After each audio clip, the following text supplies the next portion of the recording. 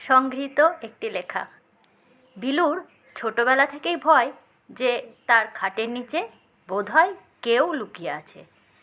শেষ পর্যন্ত সে এক মনোবিদের কাছে গেল। আমার একটা সমস্যা আছে, যখনই শুতে যাই আমার মনে হয় কেউ যেন আমার খাটের তলায় লুকিয়ে আছে। ভয়ে আমার রাতে ঘুম হয় না, মনে হয় আমি পাগল হয়ে যাব। সব শুনে মনোবিদ বললেন, চিন্তার কোনো কারণ নেই, সব ঠিক হয়ে যাবে, শুধু একটু সময় লাগবে। বিলু বলল, কত সময় লাগবে? মনোবিদ বললেন, তা ধরুন বছরখানেক। আপনি সপ্তাহে 3 দিন করে আমার কাছে আসবেন, আমরা শুধু কথা বলবো। দেখবেন ধীরে ধীরে আপনার ভয় হাওয়ায় মিলিয়ে যাচ্ছে। বিলু এবার জিজ্ঞেস করলো, আপনার ফি কত? মনোবিদ বললেন, 2000 টাকা প্রতি সেশন।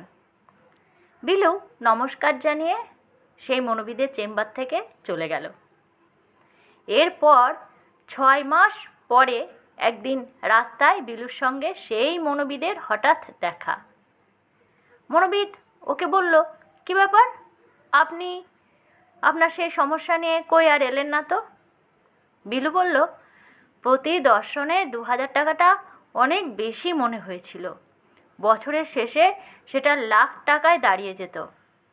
আমার এক বন্ধু মাত্র একটা এগরোল পারিশ্রমিক নিয়ে আমার ভয় সারিয়ে দিয়েছে। মনোবিদ তো খুব ক্ষুণ্ণ হলো। তারপর বলল, আচ্ছা, তা কিভাবে সারালেন আপনার বন্ধু আপনার রোগ? বিলু বলল, খুবই সহজ রাস্তা। পুরো এগরোলটা শেষ করে আমার বন্ধু আমাকে বলল খাটটা বেচে দিয়ে মেঝেতে তোষক পেতে শুতে। এটা থেকে আমরা যে নীতি শিক্ষা পাই তা হলো, নিকুচি করেছে ডাক্তারের, আগে যে কোনো সমস্যায় বন্ধুর সঙ্গে কথা বলা উচিত। বন্ধুদের কাছে সব সমস্যার সহজ সমাধান আছে।